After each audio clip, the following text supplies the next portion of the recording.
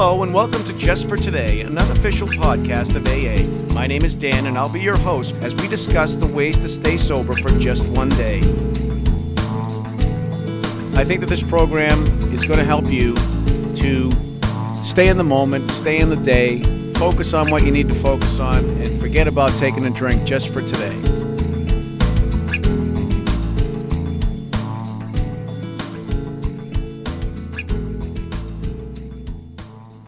Hi, and welcome back to AA Just for Today. My name is Dan, and I'm an alcoholic. Today we're talking with Bud. He's from the Midwest, and he's going to share his unique insight of his alcoholism and his recovery. And welcome aboard, Bud. Hey, thank you. I appreciate it, Dan. My name is Bud, and I am an alcoholic. And I think Hi, Bud. 3 years ago, I sure couldn't have said that. In fact, I was in front of a judge here a little more than 2 years ago, and he asked me if I was an alcoholic, and my response was, well, you know, I've been seeing a drug alcohol counselor.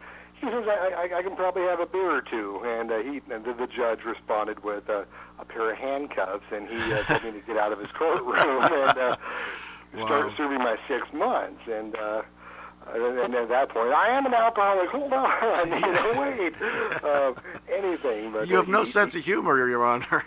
Yeah, he wasn't fun that way, but you'll go figure. But right.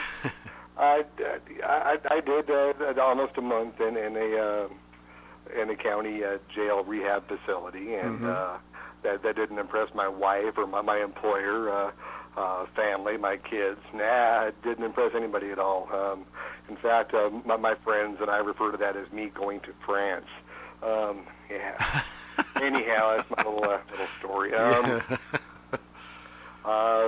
As my uncle used to say, I said, "Where you been?" He said, "I've been sick." And I go, "Well, what's wrong?" He said, "No, I just been sick." And I go, "Oh, that's what it is."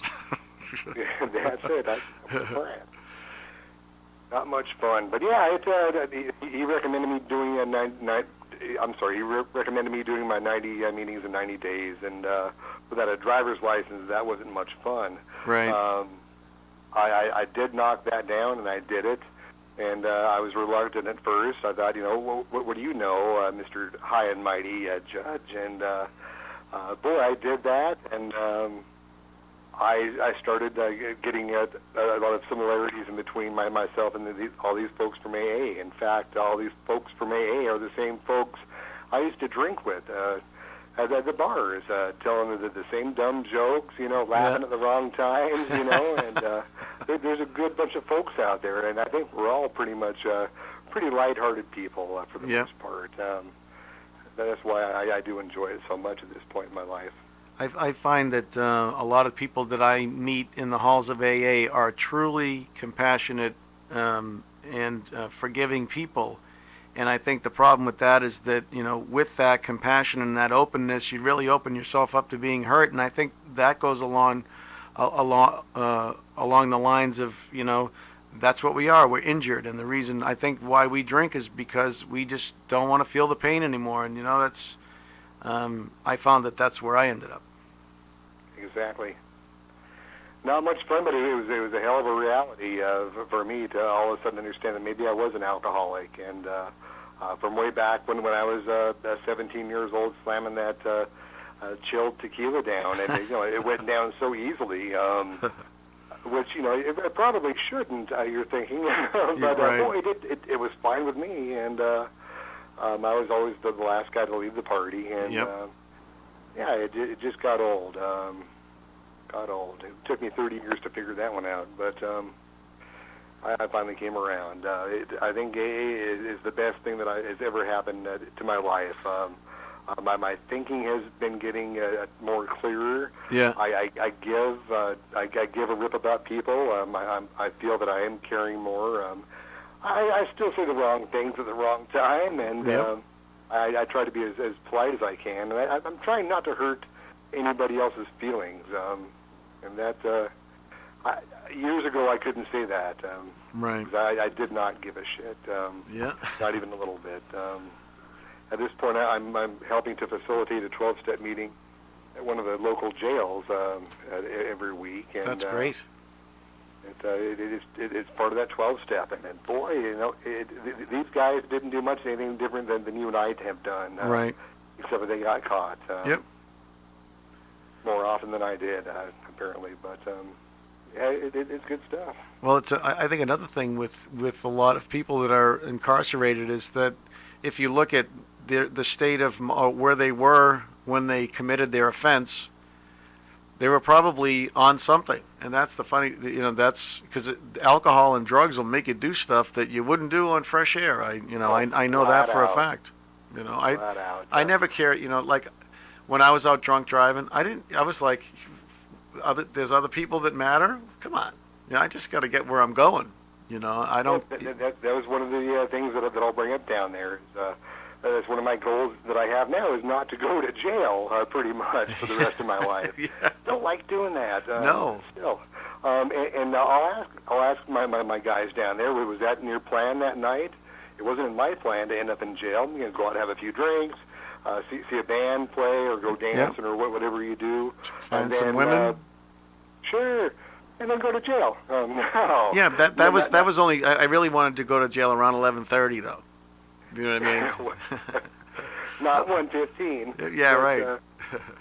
I tell you, boy, but yeah, giving back with the program is great. Without my higher power, Jesus Christ, without my sponsor, and all these people in these rooms, yeah, I would be drunk again. And it wasn't until I hit my final straw there, and I'm incarcerated, and I'm like, I've always been a Christian, but I've never just got on my knees and just asked for help. I'm tired of driving. I need someone else to drive for a while because this ain't working.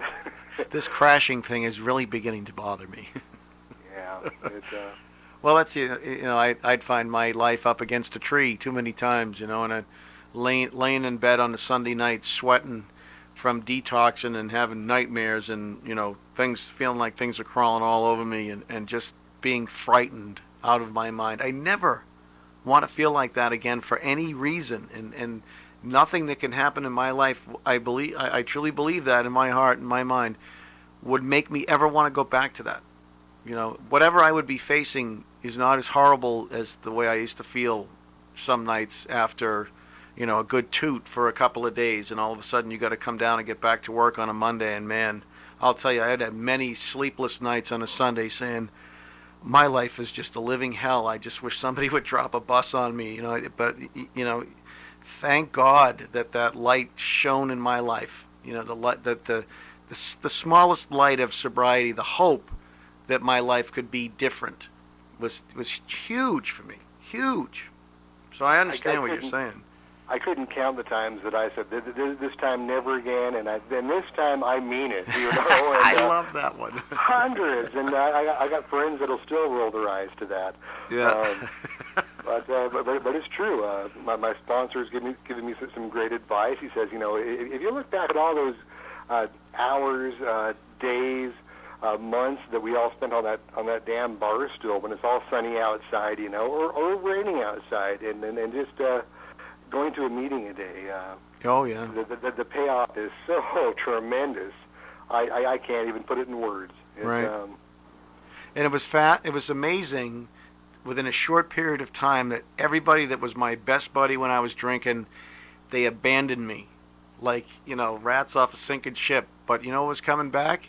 I was getting phone calls from the people I was meeting at meetings saying, hey, you make sure you get to a meeting tonight, and I'll come pick you up if you don't have a ride. And I'm saying, these people don't even know me. And I actually began to feel a little safe. You know what I mean? Like you hang around in the bar rooms, and some of the people that you meet would throw you under the bus in 2 seconds. But these people were like, we want to make sure that you don't. It was like they cared, and I was like, oh my God, what's this?